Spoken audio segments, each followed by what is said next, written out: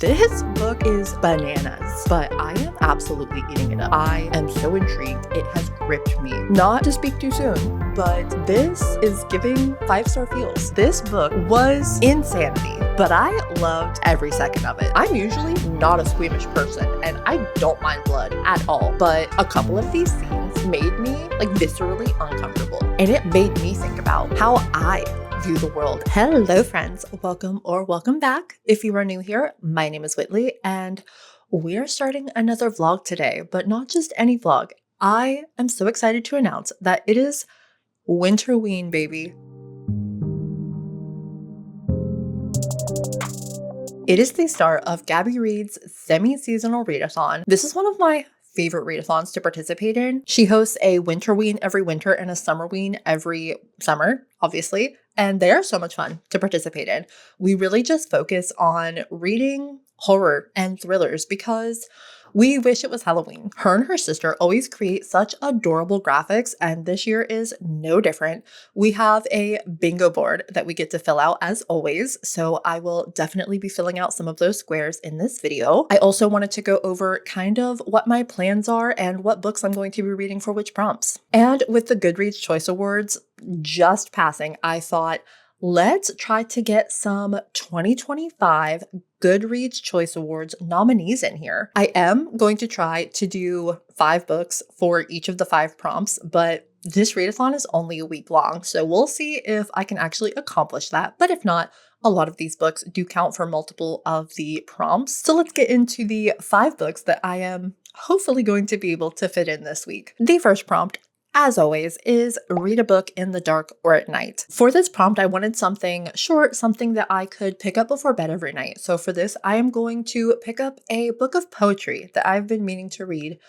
for such a long time. It is I Am Not Your Final Girl by Claire C. Holland. This is a feminist horror poem collection all centered around the final girl trope. Our next prompt is to read a horror or thriller book.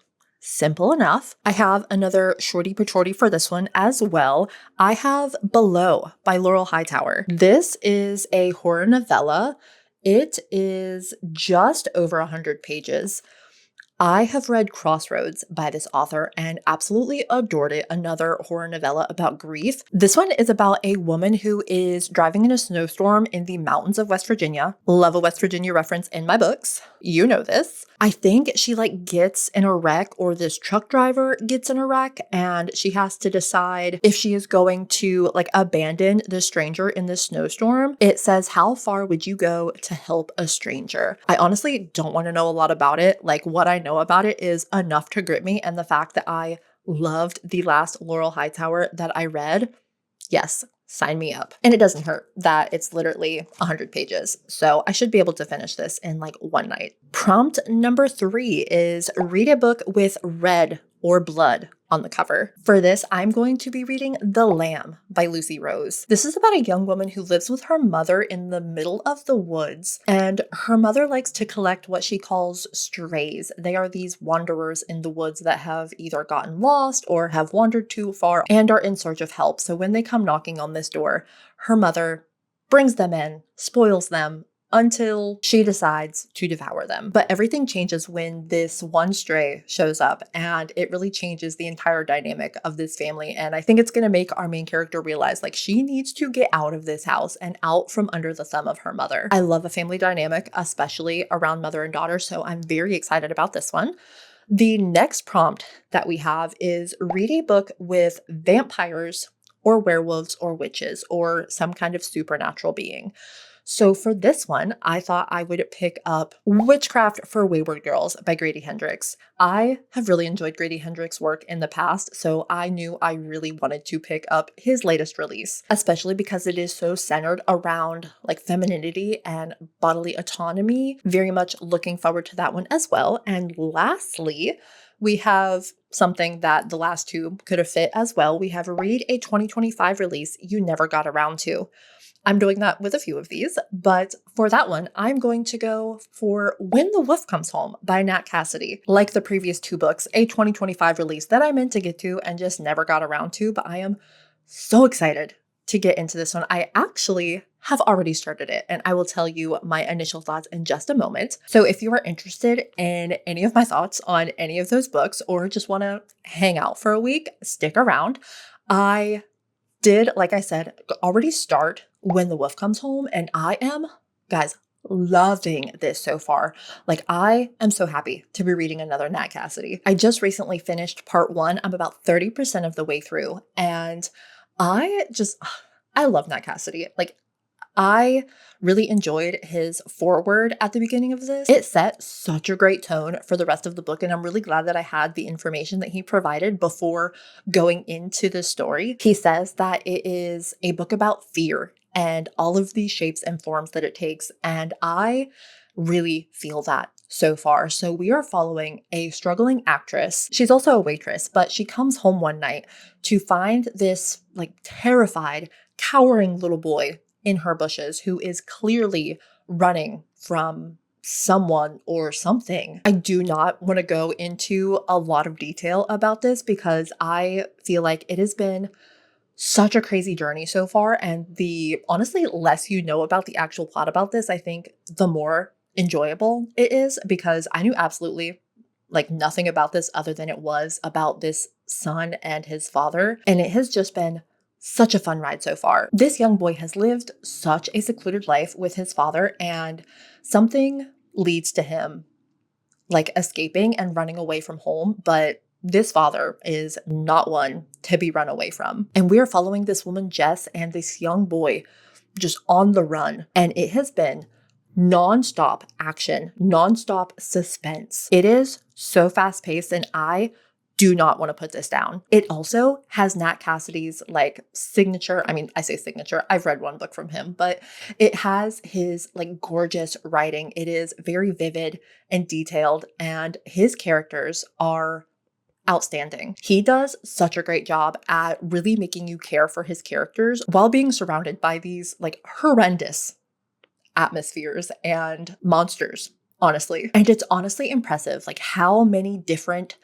like scenarios and versions of fear that he has been able to like cram into this. And it is just so well done. And the turn of events, the revelation that we just got, insanity. But I am so here for it. I mean, I went into this expecting some kind of supernatural element with, you know, reading Mary, which had that supernatural element, and just looking at the cover of this, but I was not expecting the turn that we just got, the reveal that was just given to us. It's crazy, and I am so excited to continue to see where this is going to go. Also, if you want a little bit of an update on the 3D printing journey, I found this pattern that we are going to start 3D printing tonight. I am so excited. So with all of our Christmas decorations gone, we had a Halloween harvest basket on the bar, and then we had our little Christmas basket, and we would like put our keys, our sunglasses, like our scissors, just random things. It was like a little junk drawer on our bar, but with the Christmas decorations being gone, obviously that basket is gone. So I was in search of a replacement for that basket, and I found this like skull, but it is also like a woven basket with like a skull woven into the basket. It looks so cool. I'm so excited to see what it's actually going to look like 3D printed. So that is something to look forward to tomorrow as well. But yes, I am so excited that it's Winterween. I am so happy that I am loving, obsessed with When the Wolf Comes Home so far. Nat Cassidy is just so talented. I can't even imagine where this is about to go, and I am so here for it. I will check back in with you when I have a little bit more of an update. I am going to go listen to some more of this while I do some laundry and do a litter of dishes, because I cannot stop. I don't want to stop, so I'm not going to. I am so happy you're here. I hope you stick around and hang out with me for a little spooky Winterween week. Look at her go. It looks weird now because of all the supports. We've been going for a whopping 26, almost 27 hours, and we're almost at 80%. I'm so excited. She's gonna be gorgeous. Hello, friends. Welcome back. I just got back from my first run of the new year. She's playing with her little toy down there, if you can hear her.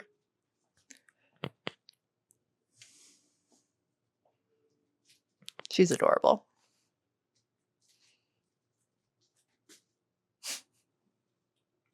So if you hear crinkles, that is what that is. But I just got back from my first run of the year, and I can tell that I have taken a few weeks off. I haven't really been doing my workout since I got my wisdom teeth removed because I had to take off 2 weeks because of the wisdom teeth removal. And then the holidays came around and I wasn't ready to get back into it yet. So I just gave myself the holidays. So I am finally kicking myself back into gear. And I can tell that it has been almost a month since I did some real physical activity. So it's going to take a little bit to get my endurance back up, but it felt good to get back out there. I have been obsessed with Notion lately. I set up so many Notion boards and I went and made a 5K tracker because one of my goals this year is to actually participate in a 5K and I want to do it under 30 minutes. Today's was 37 minutes. It was not good, but we are going to work towards getting under 30 minutes again. And I would actually like to participate in an actual 5K. So I set up this tracker so I can see my progress. I'm very excited about it. Also, speaking of excited, my bowl is done. I am so happy with her. She is gorgeous. So it's like a weaved basket, but with a skull woven into it. It turned out so good. I love the top braided, and it's a good size bowl. I'm so impressed. I love it. I love her. And it fits everything we need it to fit. And it looks so good, right on our bar. I thought about maybe getting some white paint or some beige paint and painting it to look like actual wicker. But for now, this is good. I am very happy with how she turned out. We also made this demon hand and we put it right by our door to hold our keys. So it's this demon hand and it looks like it is coming out of the wall, but it's there to just hang our keys on. It's so cute. I also managed to get some reading done last night. And today while I was on my run, I just finished a part 2 of When the Wolf Comes Home. And this book is bananas, but I am absolutely eating it up. I am loving it. It honestly just keeps climbing and climbing in action and suspense and tension. I am so intrigued. It has gripped me. And it's so interesting to see how Nat Cassidy is making me view fear in such a different way. We all know, it's a cliche that fear is subjective. Of course it is. But it is so interesting to see how much focus that our main character Jess has to put on trying not to scare this little boy and to think of all of the things that can scare a 5-year-old. It really makes you think how vastly different people, especially children, view the world. These 2 sweet characters are still on the run, and the development that we have gotten, the backstory of what is actually happening and what is going on, I am so intrigued. It is so cool. It's so interesting. I'm loving the fairy tale aspects that Nat Cassidy is incorporating into this book. But it's also a little bit science fiction. And it's actually kind of crazy how much I have grown to love and care for these characters. This book actually made me tear up a little bit. I was listening to it and my eyes got misty. I was no, this cannot be happening. This poor, sweet, scared little boy and this just as scared woman have absolutely gone through the ringer these last 24 hours. I am so invested to see where this is going to go and how this is all going to get resolved. Nat Cassidy just really writes characters so damn well. Even these little side characters that we are getting for mere moments, he manages to put so much personality and life into them in a manner of sentences. It's a feat and I am impressed. Not to speak too soon, but this is giving 5-star feels. Like this may be another 5-star from Nat Cassidy, which is so exciting. Have I found a new favorite author? We shall see. I am so excited to see where this is going to go. I cannot wait to pick this back up to see how everything is just going to get resolved, because things just keep getting crazier and crazier. Like so many twists, so many turns, and the tension is immaculate. I am on the edge of my seat. I cannot wait to see how this is going to wrap up. Hello, friends. Happy Saturday morning. I have finished When the Wolf Comes Home. I finished it in bed last night. I could not put this down. And what an absolute crazy journey I just went on with these characters. I had heard people talk about this book, and all I kept hearing people say was how crazy and insane it was. And I thought I got it, but I did not get it. I understand now. This book was insanity, but I loved every second of it. I'm so glad that the synopsis doesn't go into a lot of detail about actually what this is about. It gives like the brief outline of how the story starts, but it never really goes into kind of what the story delves into. And I'm so glad, because every single twist and turn that we got had me so floored. This was such a unique story. This was silly. It was funny. It was heartfelt. It was also heartbreaking, but it was also terrifying and gory and gruesome. It was so fast paced. Like I said, I could not put this down. It was so bingeable, but the pacing was also perfect. Like it wasn't too fast. It was perfect while just being fast enough to make you just want to race through these pages. There were so many ebbs and flows and ups and downs, while also just being unrelentingly dreadful and suspenseful. Nat Cassidy really is such a talent. Like he has this way of continually building this tension and suspense, but also adding in these moments of levity and humor. But he manages to do that in a way that doesn't break the tension, because you know something terrible is right around the corner and it doesn't let you breathe. I absolutely loved the 80s horror vibes mixed with this like air of fairy tale retelling. It was so good. And the characters, my God, the characters, I connected so much with these characters, especially Jess, who is our woman who is on the run with the little boy. She has this inner voice, and it like constantly nags at her, and it is just her constant anxiety. And God, if I don't feel that sometimes. I loved the topics and discussions around fear. That's really what this whole book was about, was fear. There was this part where Jess was trying to comfort the little boy, and she's like, yeah, I mean, of course I'm always scared of things, but at a certain age, people stop calling it fear and they start calling it anxiety. And God, if that's not the truth, I mean, that's all anxiety is. It's literally just fear with a grown-up name. Fear of everything.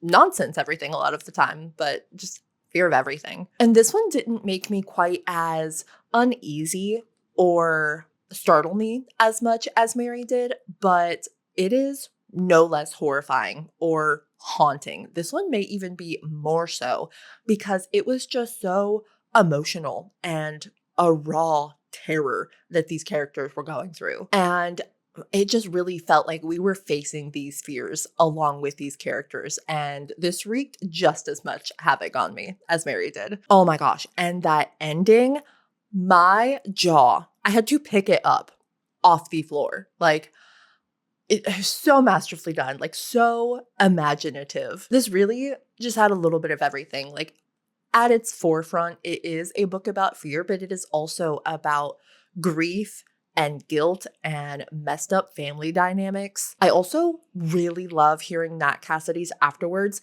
The foreword, as I mentioned, was really cute as well, but his afterwards are always so meaningful, and they really shed a light on kind of why he wrote this story and what it means to him in his personal life. And it just adds that extra layer onto an already incredible experience. This was such a phenomenal book. I am so happy I read it. Absolute 5-star. No question. 5 stars. Absolutely. I think it would be fun at the end of this, since I'm obviously not going to have time to read all of the nominations, even though we already have a winner. Like, we know what the people chose as the best horror in 2025 on Goodreads, but I think it would be fun. I am going to kind of give my rating and see out of the 3 that I'm going to read this week, which one I think should win. In saying that, this is a tough act to follow. It is going to be hard to beat this one. And even if you don't usually read horror, I can see myself recommending this very widely because I feel like it could connect to a lot of different people. I mean, there are those horror elements that are done so well and gruesome, but I feel like so many people could enjoy this. So if you are thinking about picking this up, I absolutely recommend you do so because it was phenomenal. And that is our first daub on our Winterween bingo board. So exciting. Looking at the bingo board, I think I'm going to be able to get like 2 or 3 bingos. I don't think I'm going to be able to get a blackout, but we'll see. We'll see where the week goes. I don't have much planned for the weekend. I'm going to play around with some more 3D printing models. I think I'm going to look up maybe some bookmarks or some like bookish things that I can 3D print. I think I'm going to start The Lamb by Lucy Rose next. It's another little shorty. I think the audiobook is like 7 hours, so I should be able to get through that pretty quickly as well. And Gabby did host some reading sprints yesterday that I was unfortunately unable to attend live because I did work. And then when I got home, I was just, busy with my evening activities. And then I just jumped right into reading. So I do plan on doing a rewatch of that while reading The Lamb, hopefully today. And we'll just see what the weekend brings us. And I will absolutely bring you along. Maybe we do have Bake a Fall Treat on the bingo board. So maybe we'll see about doing that. Listen to some spooky music to set the vibes. I love Winterween so much. So I have some 3D printed things. We're going to get ready and 3D print them.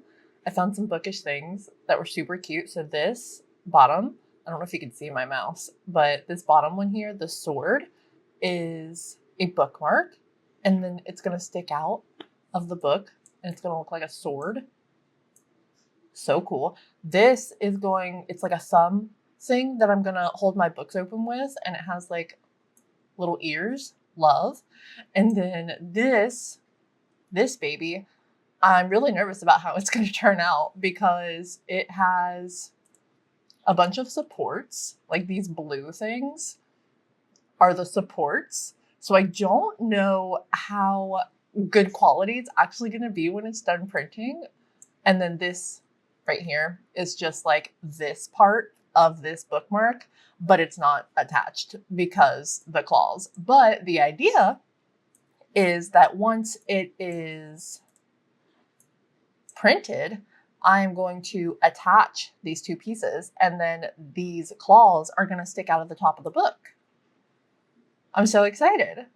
So let's print it and see what it's going to look like. It is going to take almost 3 hours. So not too terrible. I'm also not sure about the sizing. So we'll see how they scale. I feel like it's weird that the thumb book holder is the same size as the bookmark, but I guess we'll see how everything turns out. Wish me luck. Okay, let's see if I can figure this out by myself. Sydney gave me a little bit of a tutorial, so. What is that?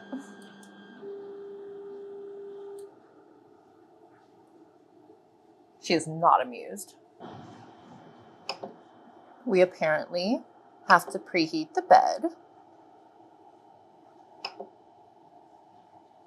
And then we're gonna print from the memory card.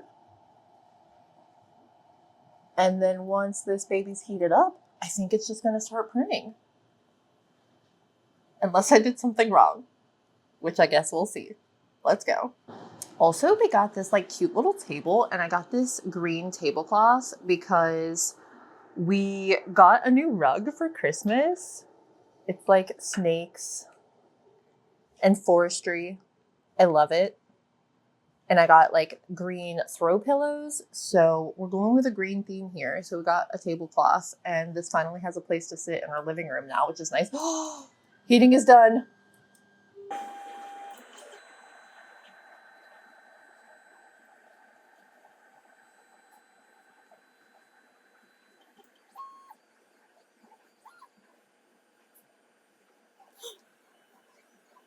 It is starting. I guess we'll check back in 3-ish hours. Hello again. So we are finished and I wanted to peel them off here with you. Oh my gosh, I'm so excited. Okay, let's go.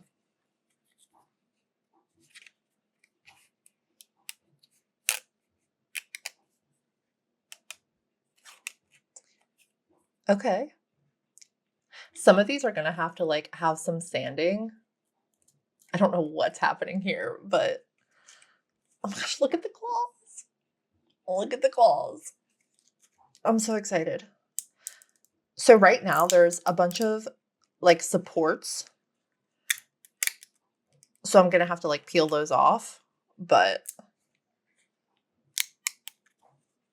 I'm so afraid of breaking them. Oh, the support came off so easy. Okay. So there is some like leftover filament that are like cobwebbing, but for all intents and purposes, this is what it's going to be like. It is a bookmark with little claws. So like when I put them in the book, it's just going to look like little claw hands sticking out of the book. I'm so excited. I'm going to have to get some like super glue or something to put this together, but so cute. Next, we have the other bookmark. It was the like sword. Oh no. Oh, don't break, please.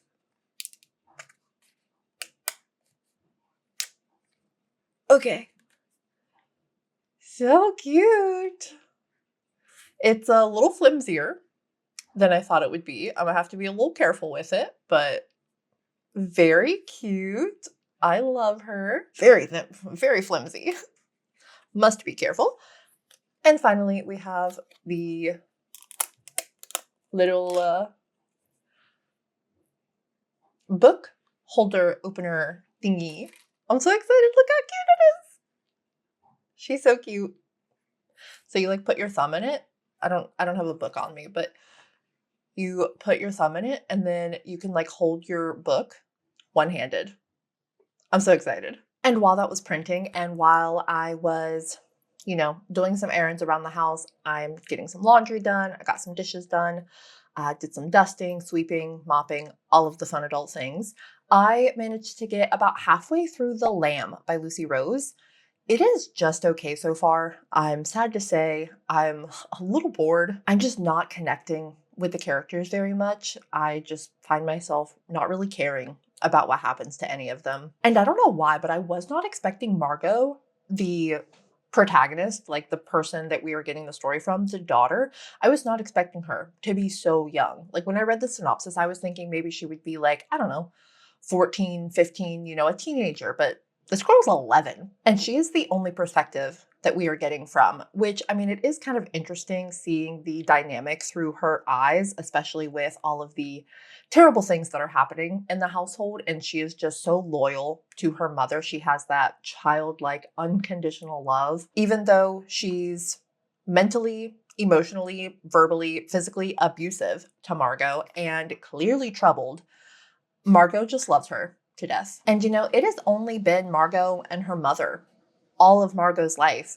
They kind of wait around. They also like set traps. They'll set nails out for cars to run over, or they just simply wait for lost souls to come knocking on the door looking for help. They bring them in, make them happy in their final moments, and then they butcher them, slaughter them, and eat them. And it is interesting to see how like normal Margot finds all of this right now.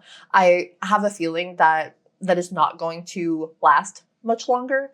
But it is interesting to see from a child's perspective this situation because this is all she's ever known. But very early on, this stray comes in. Her name is Eden, and Margot's mother is instantly like enamored with her, so much so that she decides she does not want to eat her. She wants her to stick around, and Eden just kind of intertwines with this family dynamic and is like, yeah, you guys kill people and eat them? Sure.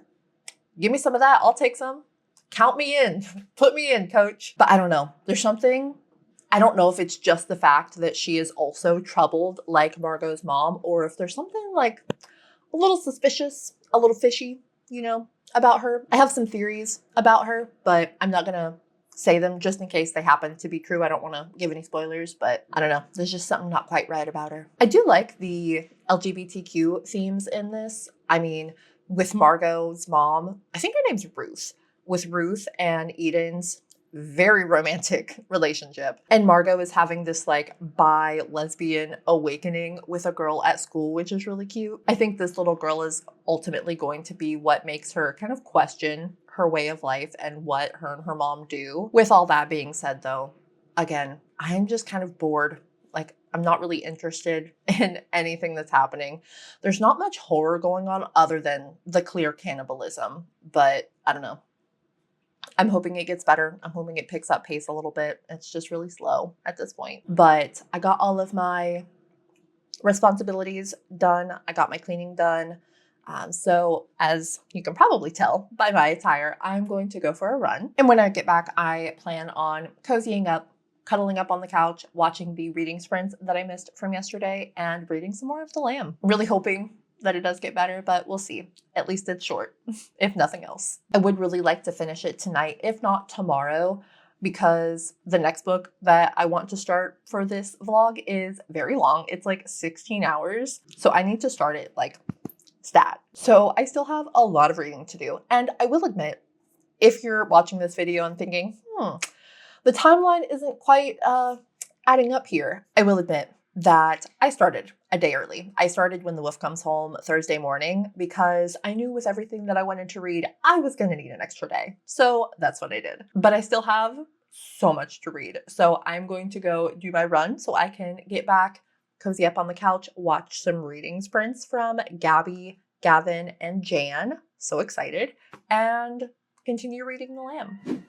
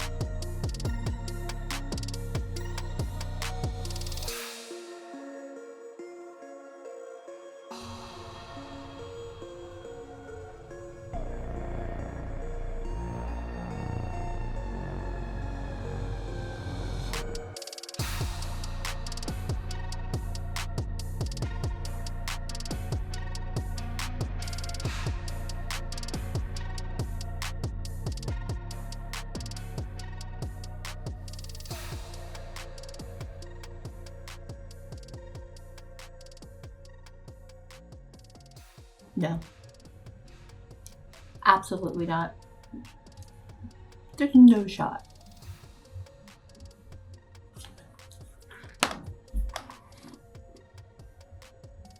They can't do this.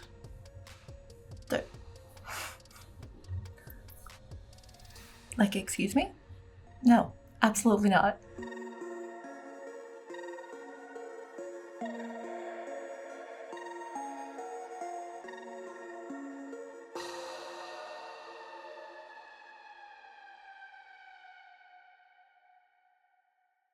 Hello, friends. Apologies for the terrible lighting. It is like 9 p.m.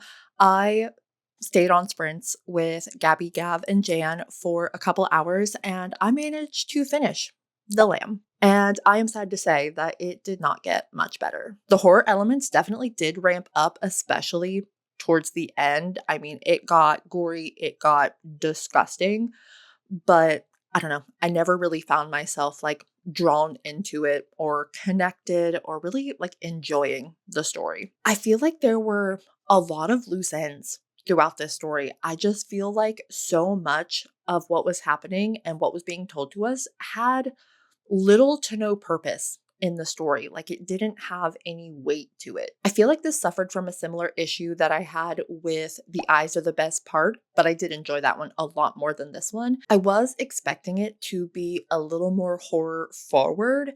This ended up just being about like this family drama and it felt more literary than horror. But at least with The Eyes Are the Best Part, I did feel connected to the characters and I did enjoy their journey that they went on. With this one, I just never really found myself caring. I never felt fear. I never felt dread. I never really felt tension. I just really didn't feel much of anything reading this. And don't get me wrong, this is absolutely a horror book. I mean, there were some scenes that were very vividly described body horror and gore. There were multiple different kinds of abuse in this, but the cannibalism, which is the main horror aspect of this, wasn't even really about the cannibalism. I mean, you can say that about a lot of horrors where there is this metaphor for the horror, but this desire to consume and eat these people were more so about filling this gaping hole inside of them that they were just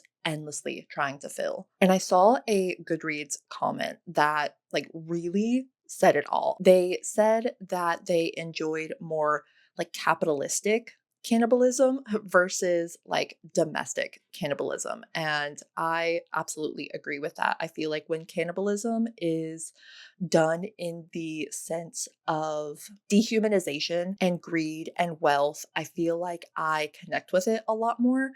I don't know. I will say it did go in an unexpected direction. Like, if I would have had to guess how this book was going to end halfway through, this is not what I would have guessed. I'm not gonna lie, I did kind of like the direction that the ending went in, but I felt like it was a little bit of an odd choice to lean so heavily into the folk taliness when the majority of the story leading up to that point had been more of a like realistic coming of age story. I mean, with cannibalism. This didn't fall completely flat for me. I mean, I did like the writing, I liked the isolated setting, and the ending was kind of poetic in its own way, but I just wish that I connected with it more. And it just never really made me feel anything. I think I'm gonna land on like a 2.5. I'm not mad I read it. It does remind me of Brother by Anaya Alborn, and I also mentioned it is kind of giving The As Are the Best Part by Monica Kim, but I would recommend both of those books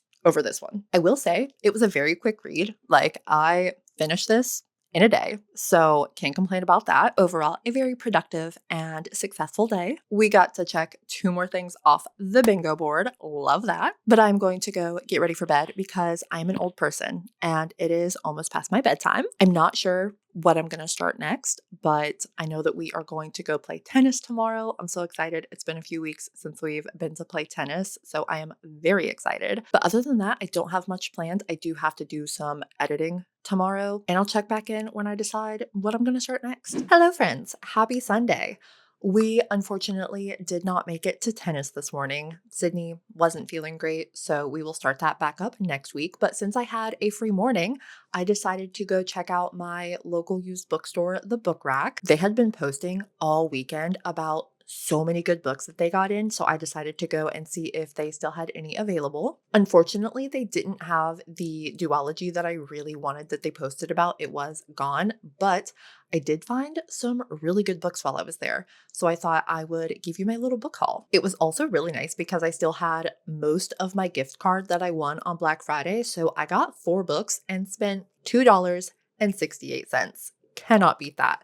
The first book that I got was Happy Place by Emily Henry. Book Lovers is on my January TBR, so now I have the next one that I can put on the next TBR because I am trying to read all of her books in order. I went a little bit out of order. 1 and 2, I read Beach Read first and then People We Meet on Vacation, but going forward, I would like to try to read her in a release order. So I have the next book for that after I am finished with Book Lovers. Next, I picked up God Killer by Hannah Kaner. I have seen a lot about this book, but I honestly know nothing about it. It has a gorgeous cover, and I've heard that it's really good, so I couldn't pass it up. It says, enter a land of gods and monsters, soldiers and mercenaries, secrets and wishes. The explosive, best-selling fantasy debut in a new trilogy for fans of The Witcher and Gideon the Ninth. Yes, please. That sounds so good. It has like wild gods. I think it might have a little bit of romance subplot. I was very excited to snag a copy of this as well. And then we have a book that I have read before, but I did not own it, and I absolutely wanted to because it is gorgeous. It is My Best Friend's Exorcism by Grady Hendrix. This is one of my probably all-time favorite covers. It is so 80s. It's so poppy. It looks like a VHS tape, and I am obsessed. I love it. I'm so happy to be adding this to my shelves. I believe I gave this a 4-star. I really enjoyed this one. And lastly, my guys, I was shocked when I saw this on the shelves at the book rack. It is Carl's Doomsday Scenario. It is book 2 of the Dungeon Crawler Carl series, and it is not the hardcover that you can get. It is the paperback. It looks very indie published. There's no price on it. It is like brand spanking new. I'm really hoping that I can find the other books in the series in this edition, but I fear that is going to be an expensive task because I did a little bit of research and it looks like these books are selling for like hundreds of dollars on eBay. So I'm kind of undecided what I want to do because I am never gonna pay that much for a book. But if someone is willing to take it off my hands for that, I mean, who am I to withhold a prize if they are willing to pay the price? So I don't know what I'm gonna do with it. It's glorious. I have not read Dungeon Crawler Carl yet, but I absolutely want to. But I also am not going to pay $100 for a single book, even though these covers are stunning.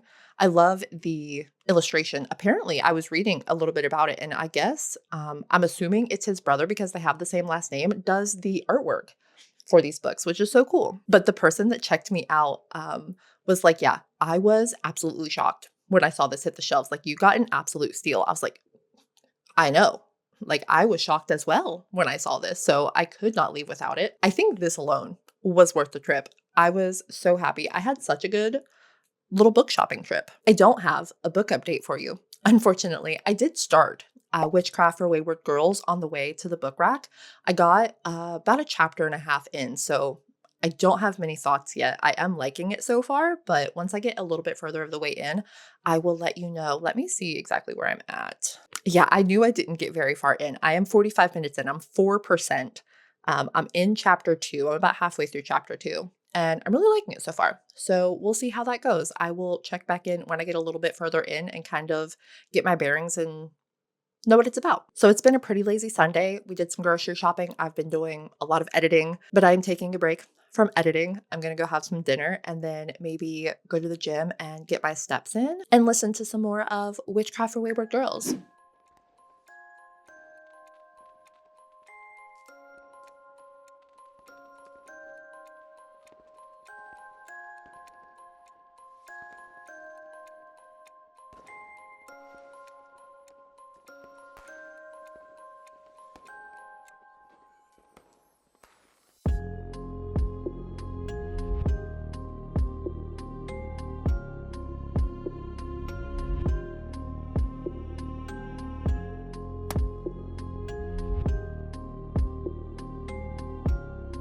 Hello friends, happy Tuesday. I have some reading updates for you.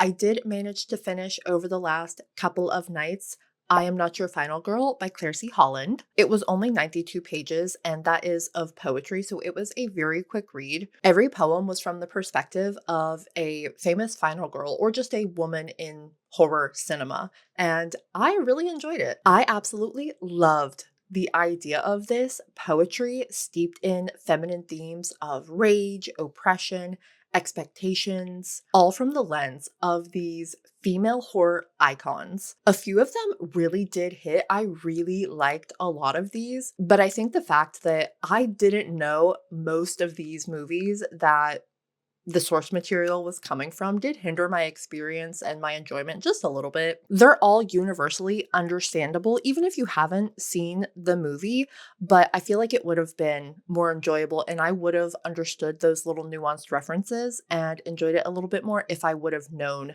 the movies that these women were coming from. But if you like poetry and you like horror movies and feminine themes, I really recommend this one. It was nice. I liked it. And that is another square checked off the bingo board. I also started Witchcraft for Wayward Girls by Grady Hendrix. I'm about 30% of the way through and I'm really liking this so far. It was a little bit of a slow start, just kind of setting the scene for everything, but things are really starting to pick up now. We're mainly following Fern, who is a pregnant teenager who is being shipped off to this group home in Florida. This home is where a lot of pregnant teenage girls are sent to kind of hide from society and to save their family the shame of being seen with them being an unwed pregnant teenager. Although this home is more like a prison, everything they do, everything they eat, everything they learn, everything they talk about, even their names are controlled and chosen by this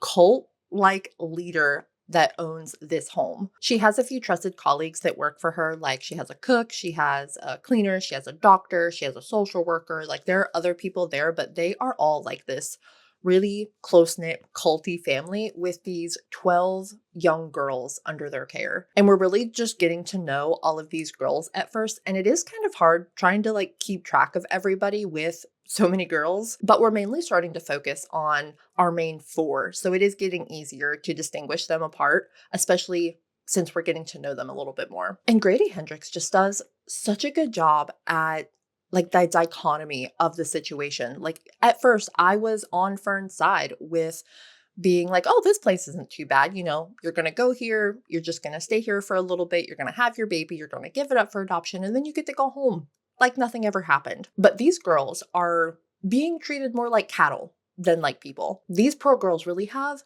no control over anything. Like they are forced to eat terrible food or no food at all. They are told so many lies. And a lot of them are just so naive that they believe it because they don't know any better. And no one will answer any of their questions because they don't want them to have the knowledge. These adults are really doing everything in their power to assert complete control over these girls. It's so infuriating, honestly. And that is something that I have found Grady Hendrix does such a good job at, is making characters that you loathe. Like I remember when I first read the Southern Book Club's Guide to Slaying Vampires, and I don't think I had ever been so angry at characters as I felt towards the men in that book. And I am getting those same feelings here towards these adults. Fern and the rest of the girls are understandably having a terrible time, but I feel like the tides may be getting ready to turn a little bit because Fern has just come into possession of a book of witchcraft. I am so ready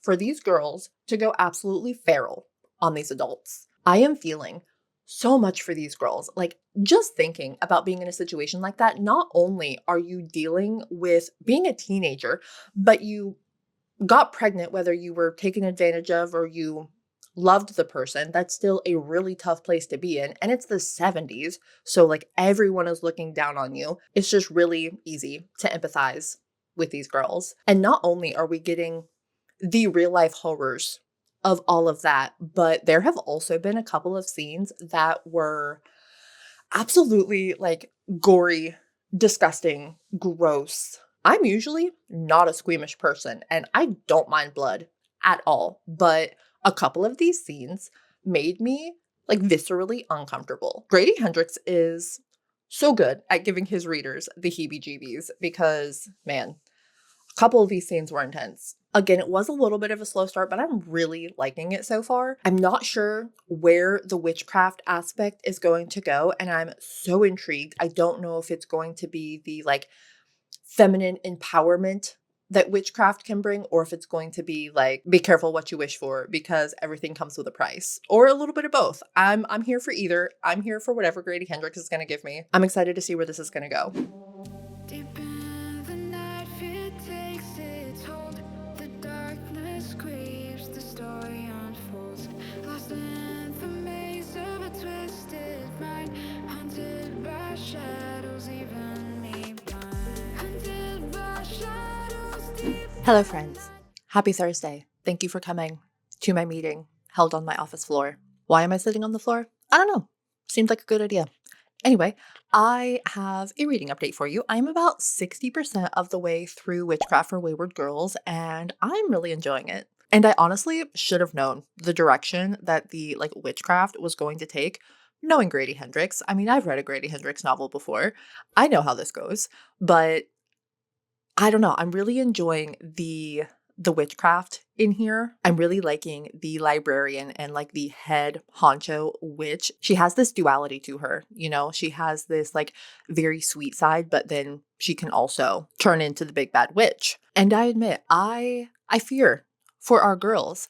I won't be specific about what I fear for them. There's multiple things that I fear for them for, but yeah, I am worried about our girls. The more I learn about these girls and like the longer I spend with them, the more connected I feel to them, the more my heart absolutely aches for them and what they have gone through and what they have to freaking put up with. There is just so much rage, so much oppression, so much silencing. Like no one wants to listen to these girls. And it's honestly just so heartbreaking. Like no wonder they are going to jump at a chance to have some kind of power and control over their own lives. But, you know, power always comes with a price and you have to be willing to pay it. So that's kind of where we're at in the story right now. Also, another little side note, there is so much 70s slang in this, which I mean makes sense. It's taking place in the 70s,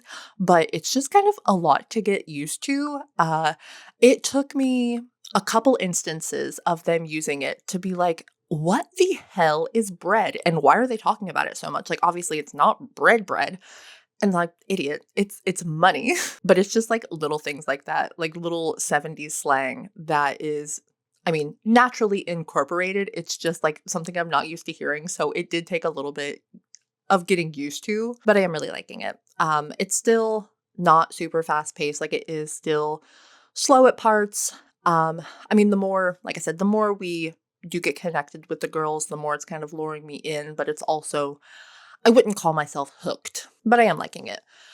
We also watched, as you saw, The Descent last night. I had never seen it before, and I know it is such an iconic movie, especially like female directed. It is like female led. They're like the main characters are 6 females, which was like so iconic and game changing at the time for a horror. And even though it came out in 2006, I think, maybe 2005, even though it came out like 20 years ago, it still held up so well. Like it was so claustrophobic even before the monsters showed up. Like it had me feeling some kind of way. I loved it. It was so good.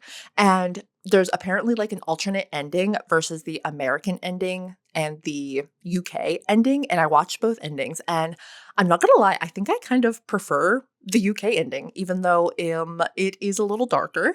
But I don't know. It was a great film. I really enjoyed it. Winterween, sadly, ends tomorrow, so I do need to finish up Witchcraft for Wayward Girls by the end of tomorrow, which should be no problem. I'm going to listen and read a little bit more of it tonight before bed, and then I'll listen to it tomorrow while I'm getting ready and on my way into and from work, and then I will be back with my final thoughts.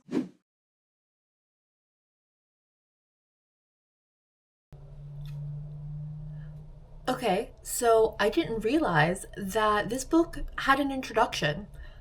I was listening to the audiobook and I decided to get the ebook to do some immersive reading from the library, and The audiobook didn't read me the introduction. I'm so disappointed. I just read it. A little weird to read the introduction in the middle of the story, but it was so sweet. It just kind of explains Grady Hendrix' like relationship and history with these maternity homes. A couple of the women in his family had been to them, and he read this book called The Girls Who Went Away by Anne Fessler.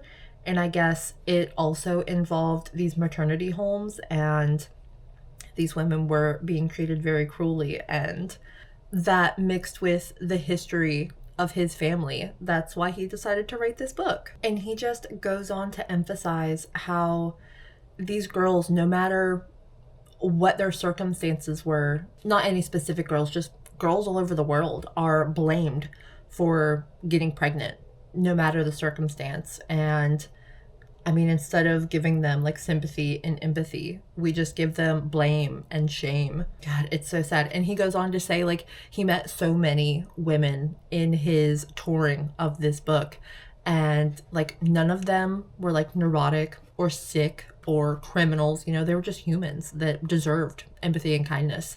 And there's this quote in his introduction. He says, "So while this book is full of occult mayhem and magical spells, it's also about the girls we tried to forget, the girls we tried to hide, the girls we sent away. It's about the girls we feared. It's about the witches we couldn't burn." He says, "I hope you enjoy it, but I also hope you remember these girls, these mothers, these witches. At the very least, we owe them that." I'm so glad I got to read the introduction. If I wouldn't have got the ebook, I would have had no idea. Tragic. But now I'm going to actually pick back up where I was reading.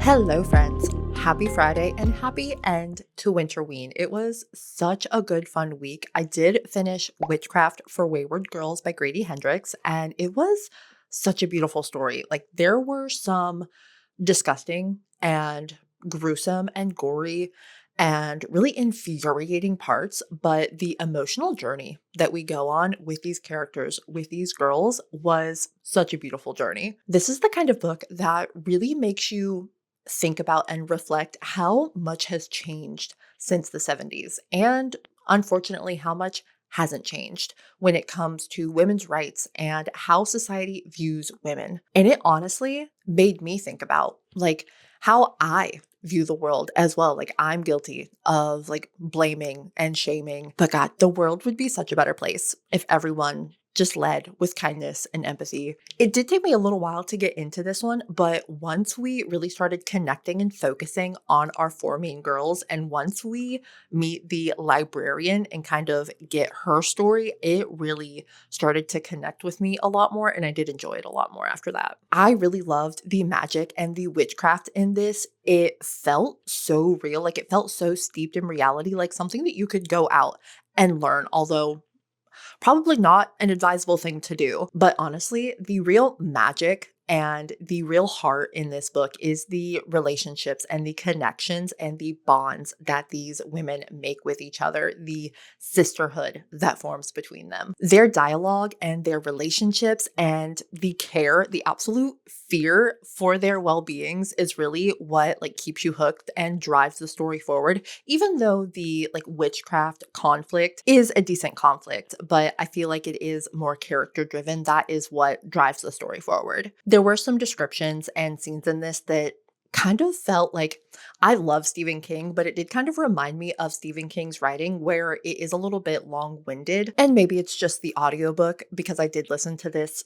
mostly through audio, but the actual reciting and the chanting of a lot of these spells was really long-winded. Like, it got to the point where it was like, okay, like, we get it. You're chanting, you're saying this spell, but it does not need to take up an entire page. And the way that this audiobook narrator, she did a fantastic job, other than the little complaint that I have about when it came to the reciting and the chanting. these girls, and when they were giving birth, when the women were giving birth, like her screams were like, I don't know, she would just go up and down in pitch so much, and it was just really jarring, and it like completely took me out of the story. But overall, I really did enjoy this one. It was tense, it was witchy, it was heartfelt and heartbreaking. And you may be thinking, what is this privileged white man writing a book about female oppression and pregnancy? But you can tell that this book was an absolute labor of love, and that he does have some background in this. You can tell that he has done his research on all of the fronts of this book. He handles these themes with such a genuine feeling of allyship, but mixed in with his iconic gruesome horror. I'm gonna give this 4 stars. I really enjoyed it, but it definitely didn't give me those 5-star feels. I'm not mad that it won the Goodreads Choice Awards of 2025, but I mean, if it were up to me, it definitely would have been more so down to When the Wolf Comes Home by Nat Cassidy or Bat Eater and Other Names for Cora Zhang by Kylie Lee Baker. And with that, we get to check off our last bingo square. I got 3 bingos this week, so not too shabby. I had such a fun week participating in Winterween. As always, I love Winterween. I love Summerween. I love the readathons that Gabby puts together for us to really just bring in the spooky Halloween vibes into winter and summer. Let me know down in the comments if you participated in Winterween, or if you've read any of these books, please tell me what you thought. And while you're down there, don't forget to like the video if you liked it, and subscribe if you want to see more from me in the future. Thank you so much for hanging out with me for a week. Thank you so much for watching. I hope you were having an absolute lovely day, morning, night, wherever you are. I hope you are loving what you are reading lately. Stay safe out there, and I will see you very soon in another video. Bye, friends. Before you go, then make me. You didn't think I'd be here waiting up all night, all night. I'm here to tell you something. There ain't another love that is gonna hold you down like mine.